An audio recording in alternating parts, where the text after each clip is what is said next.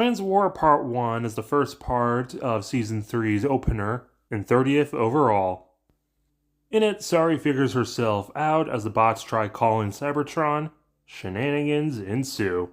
When Transwarped first aired, it was one big movie for Season 3's intro, and TF Wiki still has it all as one episode, but it eventually was cut up into 3 episodes, and for the sake of ease, I'm just going to review them all in 3 parts.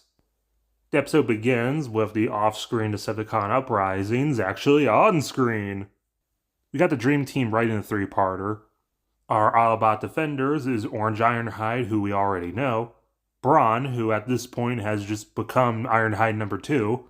He doesn't technically speak in the episode, but those stock grunt sounds he makes does sound a lot like Corey reprising his G1 role. The guy who gets his leg blasted up is Hotshot. He has flamethrowers that dissipate blasters almost. He's played by Bill, doing an ever so slightly higher pitched voice than Bulkhead, and fun fact, during early production, Bumblebee was originally going to be Hotshot. Because around this time, the young Kid Appeal, yellow, hothead Cheetor character was Hotshot because of the Cybertron trilogy. But because brand synergy, they decided just to make him Bumblebee because of the Bayverse films bringing him back. So they just decided to make him his own character. And speaking of, similar tale for the ambulance driving up, Red Alert. Red Alert was the main medic Autobot of the Cybertron trilogy and was originally going to be in the main cast until the movies, and they just went with the G1 reference of Ratchet instead. Hotshot's leg is fucked 7 ways to Sunday, but before she can do anything, she gets vored by a frog and exploded. The guy calling in for backup is Rodimus Prime. Much like the last 2 members, even in a lot of early scripts, Sentinel was referred to as Rodimus, but he was changed to Sentinel for the Tick reference. Rodimus is played by Judd Nelson, who outside of being his G1 movie voice is also Bender from The Breakfast Club. And I guess Derek really liked him because he brought him back to play Ben 10K. He also has a double-barrel laser bow, making him the only Autobot with a long-range weapon. The main elite guard are a little too busy getting tail to actually help, and Longwave says it's fine. Then the heavy hitters get flipped by a G1 reference who exists already for some reason. Rodimus pins the frog on the ground, but then a helicopter belly flops on him, knocking out all the power. The lady is Strika, a direct reference to Transformers Beast Machines. So other than Air Razor, this means the show introduces 2 of the first Transformer ladies to actually get toys. Strika is played by Tara, very pitched down and doing a slight Russian accent. And no, this is not her partner in crime Obsidian, this is Blackout, based on the Transformers movies because Revenge of the Fallen's around the corner. He's played by Bumper with a lot of voice filters on him. Blackout, you fool! We need the space bridge operational! Oh, sorry. This guy with the dome on his head is Oil Slick because he oil slicks. He's played by Phil, and he affects Rodimus with Cosmic Rust, which is a G1 reference to an episode where people got super rusty. I don't know, there's something just amusing about a giant lady using a tiny monitor. Also, this is Team Char, which is a reference to a planet from G1. She calls Shock Arm, and he says to stay put until they find Megatron. He's still floating out in the middle of Primus knows where with the head of Starscream, roasting each other. Then the Allspark fragment turns Starscream's head into a cannon, which is only strong enough to disengage the handcuffs. So I guess now Megatron turned into a helicopter and float to wherever. Omega Supreme, where's... Don't shoot! He's the one you want! He's offline, but not his screen face. Meanwhile, back on Earth, of course Sari is still upset that she is a robot. So Sumdac just decides to explain that long ago he was minding his own business in his lab. Then he found a glowing liquid metal baby thing. Touching it gave him a white streak in his hair and a child. This is the very first instance of one of the greatest unsolved mysteries of Transformers. What the hell is Sari? My guess it was built by Black Arachnia to try and purge the organic from her. A little bit like Savage Noble from Beast Machines. Which is why she's so interested in Sari, but that's another video for the future. Sari isn't buying this, though. Blink and you'll miss a detail, but you can actually see on Sumdack's tower there is a hole in it for where Megatron got in to steal the headmaster, right before they explain why it's trashed. And you can even see earlier in the long shot. Very nice detail. The two Doge douchebags are there, and before you can say Dark MAGA, Sari hulks out and uses her transformed hands to Iron Man blast him away. Good thing they do this just after she finds out she's a robot. Would have been pretty awkward if her hands transformed when she was hanging out with Soundwave or something. She's gonna stay with the bots for a while just to cool off. Mention of liquid metal gets Prowl's gears thinking. As B&B are trying to build a cell tower to talk to the elite guard, Ratchet has a war flashback that they are trying to access Arcee's codes by horrifically opening up her head. Good thing she's a robot. Also IDW reference.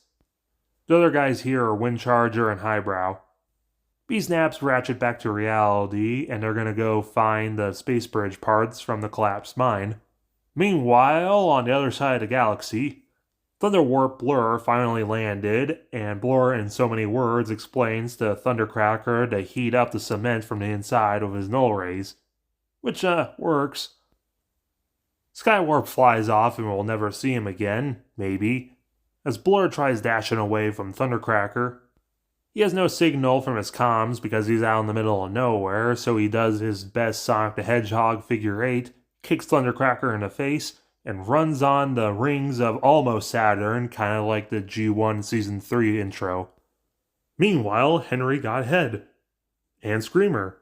Megatron forces his way into Omega Supreme, who's now played by Phil with a million voice filters, and he nearly gets shot in the face until Megatron plays the whole false capture card.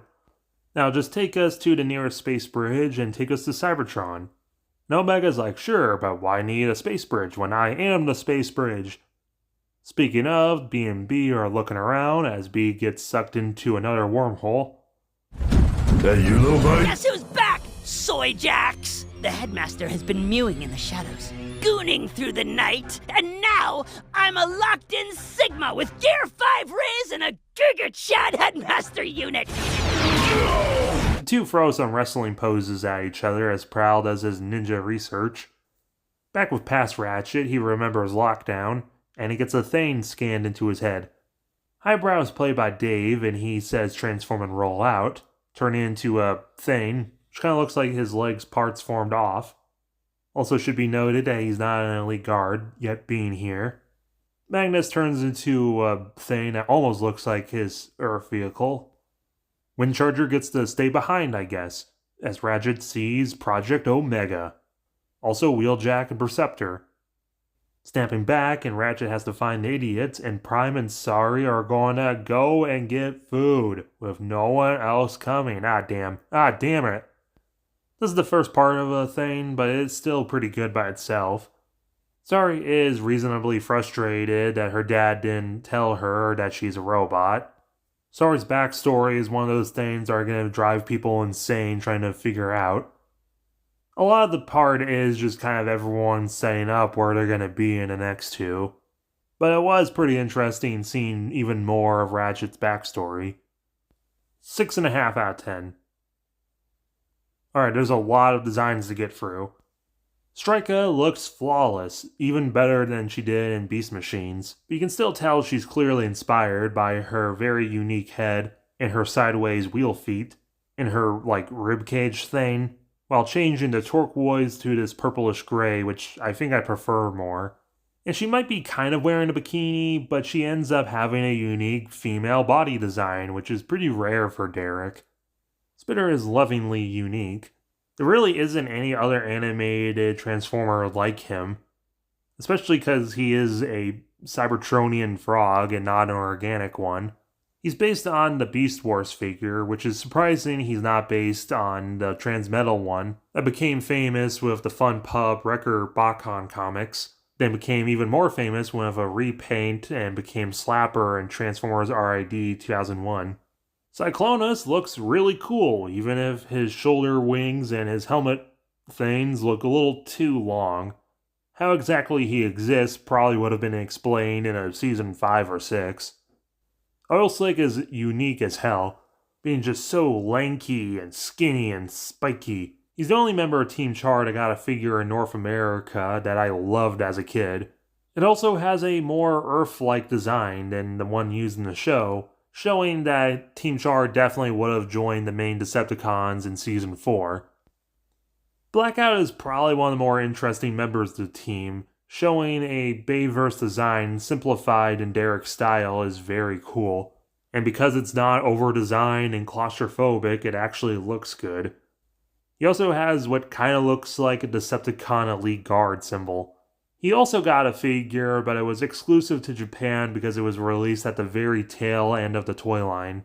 And just like Oil Slick, it's a more Earth-like design, even though they went for the effort to design a Cybertronian helicopter. For the Autobots, I've already went over Ironhide, and Brawn is just his G1 design, but exaggerated. Red Alert has been gender swapped, which makes me wonder if she was always intended to be gender swapped, or would she still been male if Ratchet wasn't in the main cast. Despite having both eyes and emitting the color blue, you can still tell it's meant to be Armada Red Alert, because of her chest details and her hand thing. I'm also a fan of the long coat thing she has that kind of resemble a nurse's dress. While being more burgundy than crimson than I would like, Rodimus looks great as well. He was designed to straight up just look like Hawkeye, and also be an animated design that has smaller legs, and it does very much work. Hotshot's design almost works, and much like Red Alert, I kind of wonder, would Bumblebee just be Hotshot, or would this design be his new design if he was the original? His head has a little visor and a helmet, which is very cute and resembles Armada. At the same time, they added a lot of blue to resemble Cybertron's design, which has become the new standard because of Bumblebee. I don't know about you, but when I think Hotshot, I think yellow. But it wouldn't make any bloody sense to repaint a yellow guy into a yellow guy. I mean, it almost works, but I don't think this sky blue really works well with all this other yellow, and then the arms are also a second shade of blue. Maybe if all the rest of the blue areas resembled his arms. But let me know in the comments below, as well as hitting that like button and the subscribe button if you're new.